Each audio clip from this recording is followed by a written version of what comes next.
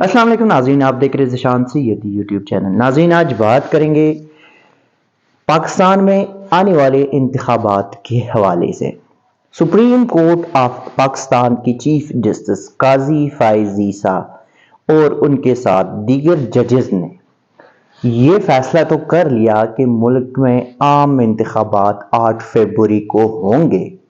مگر یہ فیصلہ نہیں کر پائے کہ کیا تمام جماعتوں کو لیول پلینگ فیلڈ ملنا چاہیے یا نہیں۔ کیا آئین یا رولز کے تحت کاغذات کی منظوری اور کاغذاتی نامزدگی کی منظوری اور مسترد ہونے کا طریقہ کار کیا ہوگا، یہ بھی سپریم کورٹ نے نہیں بتایا، حالانکہ قانون میں موجود بھی ہے۔ تو بات کرتے ہیں، پہلی بات تو یہ ہے کہ جو 8 فروری 2024 کو انتخابات کے حوالے سے باتیں ہو رہی ہے، اور سپریم کورٹ نے کہا تھا کہ 8 فروری کو انتخابات ایسے سمجھے جیسے پتھر پہ لکیر، تو وہ سپریم کورٹ کے پتھر پہ لکیر والی بات نہیں ہوئی، یعنی کہ 8 فروری کو کوئی انتخابات نہیں ہوں گے۔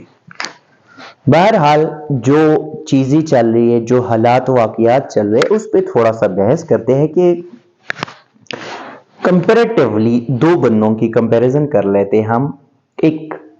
سابق وزیر اعظم نواز شریف اور ایک سابق وزیر اعظم عمران خان۔ سپریم کورٹ نے پاناما کیسز میں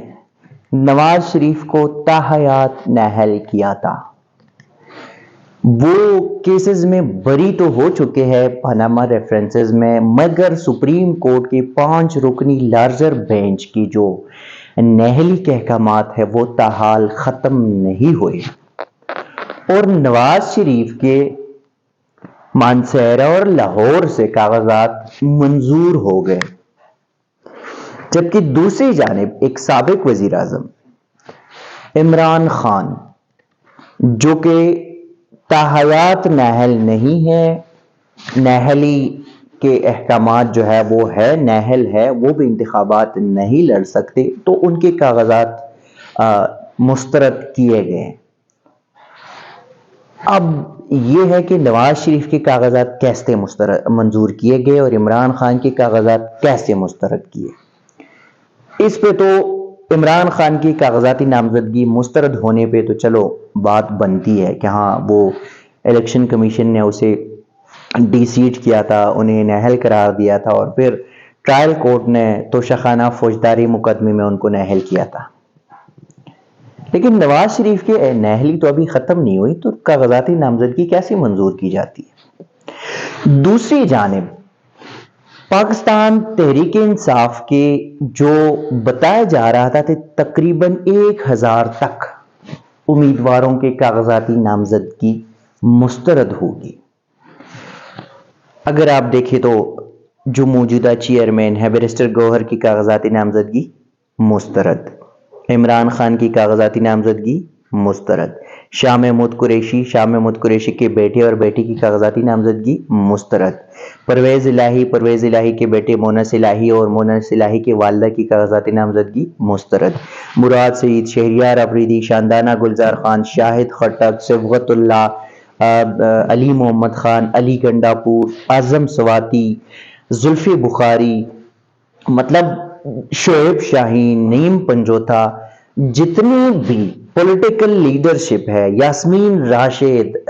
سمیت صنم جاوید، جتنے بھی پی ٹی آئی کے کینڈیڈیٹس تھے جن کی کاغذاتی نامزدگی ایون دیٹ کہ جو پی ٹی آئی کے تو اب نہیں ہے، لیکن ٹو سم ایکسٹینٹ ابھی بھی وہ پی ٹی آئی کے بیانیے میں شامل ہے، یا ان کی جو انٹرنل فیلنگز ہے وہ شاید پی ٹی آئی کے ساتھ ہو۔ شیخ رشید اور شیخ رشید کے بھتیجے راشد شفیق کی بھی کاغذاتی نامزدگی مسترد ہوئی۔ فواد چودھری جو پی ٹی آئی چھوڑ چکے ہیں، استحکام پاکستان جوائن کر چکے ہیں، لیکن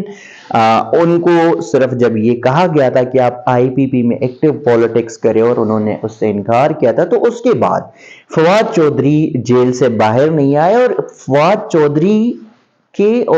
چودھری کی اہلیہ کی کاغذاتی نامزدگی بھی مسترد ہو گئی۔ اب جہاں جہاں پہ لگ رہا تھا کہ پی ٹی آئی کی یہ کینڈیڈیٹس انتخابات جیتنے والے ہیں، بڑے مارجن سے جیتیں گے، وہاں پہ ان کو فری ہینڈ دیا گیا، یعنی کہ مانسہرہ سے اعظم سواتی نواز شریف کے مقابلے میں تھا، ان کی کاغذات نامزدگی مسترد ہوئی۔ لاہور سے نواز شریف کے مقابلے میں یاسمین راشد تھی، ان کی کاغذات نامزدگی مسترد ہوئی۔ اسی لاہور سے سنم جاوید جو کہ ایک پی ٹی آئی کے ادنا کارکن ہیں، ان کی کاغذات مریم نواز کے مقابلے میں مسترد ہوئی۔ مریم نواز کی 182 کا جو 282 ہے یا 82 ہے، نعیم پنجوتا کی کاغذاتی نامزدگی مریم نواز کے مقابلے میں مسترد ہوئی۔ تو ملک بھر سے پاکستان تحریک انصاف کو ایسے نشانہ بنایا گیا، ان کی کاغذاتی نامزدگی جو ٹاپ کی لیڈرشپ تھی، جو اگر 2/3 نہیں تو کم از کم ایک بڑی مارجن کے ساتھ اراؤنڈ 100 کی سیٹس کے ساتھ آنے کے جو امکانات واضح روشن تھے، وہ بھی ختم کر دیے گئے۔ اب جو کریک ڈاؤن کیا گیا، جو بجائے یہ کہ لیول پلینگ فیلڈ دے دیتے، اس میں بھی اب جن لوگوں کی کاغذات نامزدگی جو ہے وہ منظور ہوئی پی ٹی آئی کی، ان میں لطیف کھوسا کی کاغذات نامزدگی منظور ہوئے، شیر افضل مروت کی منظور ہوئے، شعیب شاہین کی مسترد ہوئے، لیکن علی بخاری کی منظور ہوئے، یا جو لطیف کھوسا کے بیٹے خرم کھوسا جو ہے، خرم لطیف کھوسا، ان کی کاغذات نامزدگی مسترد ہوئی۔ اور میرے آبائی علاقے N5 سے جو صاحبزادہ صبغت اللہ سابق پی ٹی آئی کے قومی اسمبلی ممبر تھے، ان کی کاغذاتی نامزدگی مسترد ہے، لیکن میرے ماموں کے پی ٹی آئی کے ٹکٹ پہ N5 سے سید جہانگیر شاہ ایڈوکیٹ کی کاغذاتی نامزدگی جو ہے وہ منظور ہوئے۔ تو اب یہ دیکھیں کہ جہاں جہاں پہ ان کو لگ رہا تھا کہ ٹف ٹائم ہے، وہاں پہ کاغذاتی نامزدگی مسترد کر دی گئی۔ اور پوائنٹ یہ ہے، ایلن کے رولز میں یا قانون میں ایسا کچھ بھی نہیں ہے کہ آپ کسی کے اوپر کوئی ایف آئی آر ہے تو آپ ان کی کاغذات نامزدگی مسترد کریں۔ مراد سعید کی کاغذات اس وجہ سے مسترد کر دیے گئے کہ مراد سعید جو ہے وہ ایبسکونڈر ہے، اشتہاری ہے، تو پھر نواز شریف تو تحایت نااہل ہے۔ یا شاہد خٹک جو کوہاٹ کا ہے، ان کی کاغذاتی نامزدگی جو کر دیے گئے، مسترد کر دیے گئے، ان میں بھی کچھ لکھا ہے کہ اس کے اوپر ایف آئی آر ہے۔ تو اگر ایف آئی آر ان کی بات ہے تو پھر تو دوسری جانب لوگ جو ہے وہ تحایات نااہل بھی ہے۔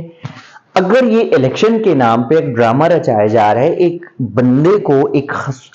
مخصوص جماعت کو، ایک مخصوص بندے کو جو ہے وہ